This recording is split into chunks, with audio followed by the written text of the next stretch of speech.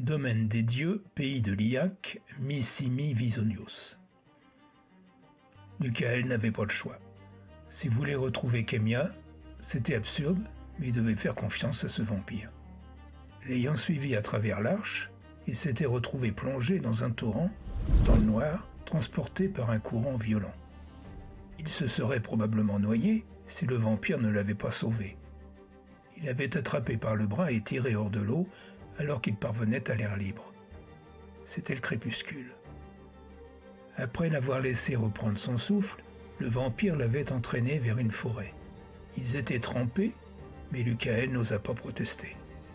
Le vampire marchait vite, sans parler ni se retourner, l'obligeant à trotter pour ne pas être distancé. Leur périple avait duré plusieurs nuits. La première, il n'avait fait qu'avancer, toujours sans rien dire. Le jour approchant, le vampire s'était soudain arrêté et il avait entrepris de creuser, de ses mains, une sorte de terrier où il se réfugia en entier. Michael en était resté pantois.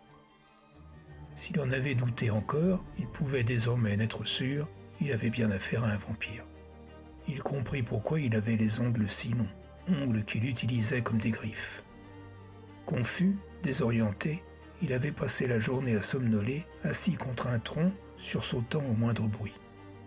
Lorsque le vampire était ressorti de terre, une fois le soir revenu, il lui avait dit de l'attendre et il s'était enfoncé dans le bois.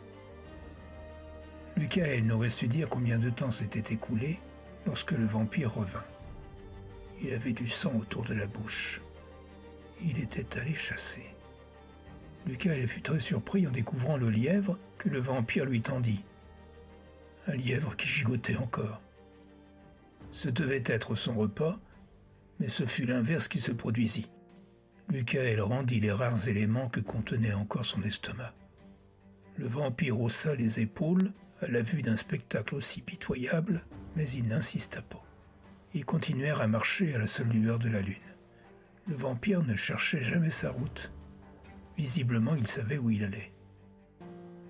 La nuit suivante, voyant Michael affaibli, il lui expliqua comment allumer un feu, et il lui ramena cette fois des morceaux de viande crue dont il était impossible de déterminer la provenance.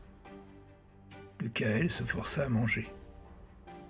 Ce furent là leurs rares échanges. La seule information que le vampire daigna lui fournir, ce fut le nom de l'endroit où il se rendait, le domaine des dieux. Ils y arrivèrent au milieu d'une nuit.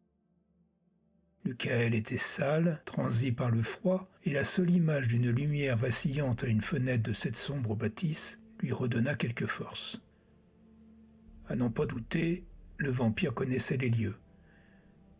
Ils entrèrent sans bruit par la porte de la cuisine, qui donnait sur le potager, passèrent devant la cheminée où des braises finissaient de se consumer, et gravirent plusieurs marches jusqu'à un couloir austère éclairé par des torchères dont les flammes avaient une teinte verdâtre, pas assez puissante pour repousser les ombres. Soudain, une porte s'ouvrit sur leur gauche. Un homme apparut, aux cheveux courts et grisonnants, qui lisait un livre en marchant. Le vampire l'interpella. « Hook !» Surpris, l'homme s'arrêta, releva la tête. « Gemma, vous ici? Y aurait-il un problème ?»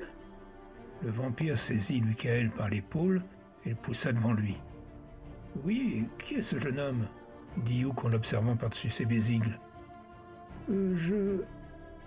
Ce furent les seuls sons que Michael obtint de ses cordes vocales. Quant à l'homme, sans doute accaparé par des affaires plus pressantes, il préféra s'intéresser aux réponses du vampire. « Une humaine a traversé, » lui répondit celui-ci. « Encore ?» s'exclama Hook. Les torchères parurent vaciller alors qu'il refermait son livre, visiblement contrarié par cette nouvelle. « Comment ça encore ?»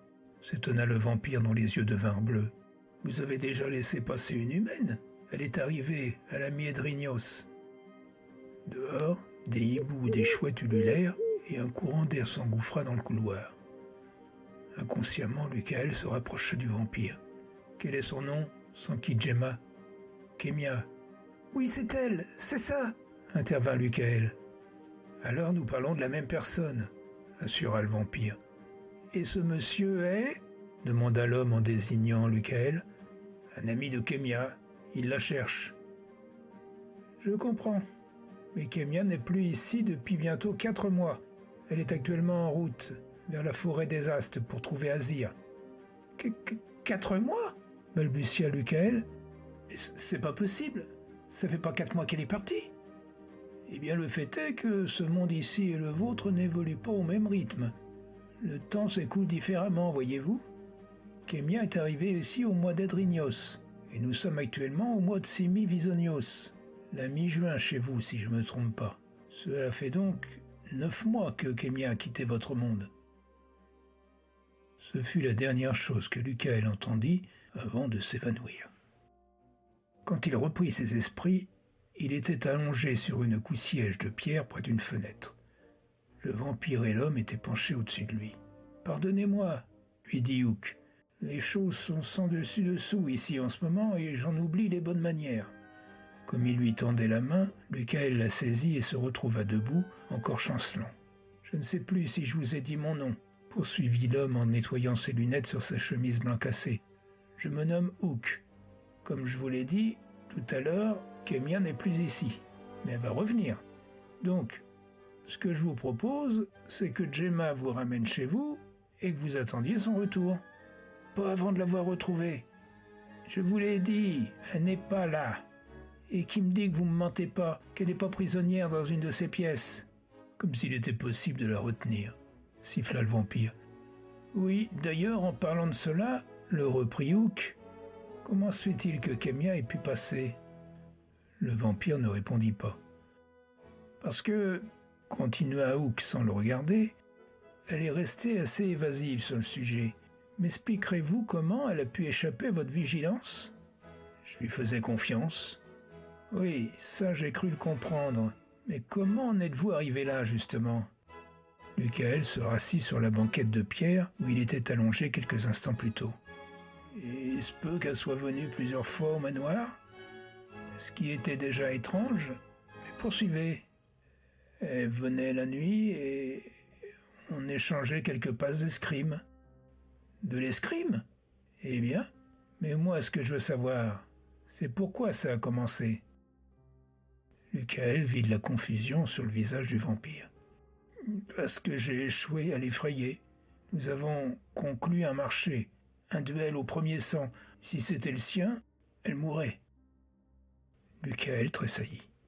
Et vous allez me dire que c'est le vôtre qui a coulé? Lui demanda Hook. C'est ce que je lui ai fait croire, admit le vampire. Mais pourquoi l'avez-vous épargné? Je suis dans ce château depuis des décennies et pour la première fois que je trouve un adversaire à ma mesure, pensiez-vous que j'allais manquer ça?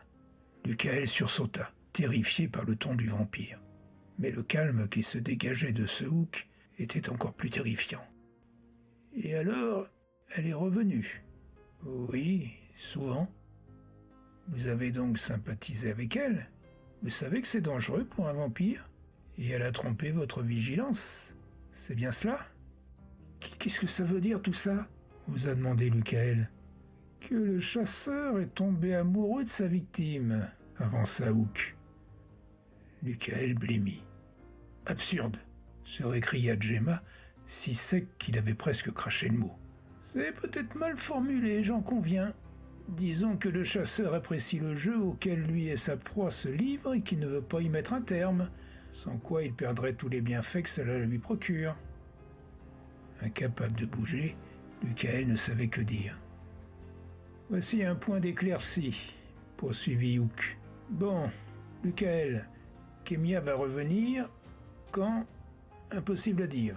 Puisque nous ignorons où elle se trouve, le mieux que nous puissions faire, c'est demander à Galatea de... Quoi encore? Tonna une femme borgne aux joues rouges qui apparut soudain au coin du mur, poing sur les hanches. Qu'est-ce que vous lui voulez à Galatea?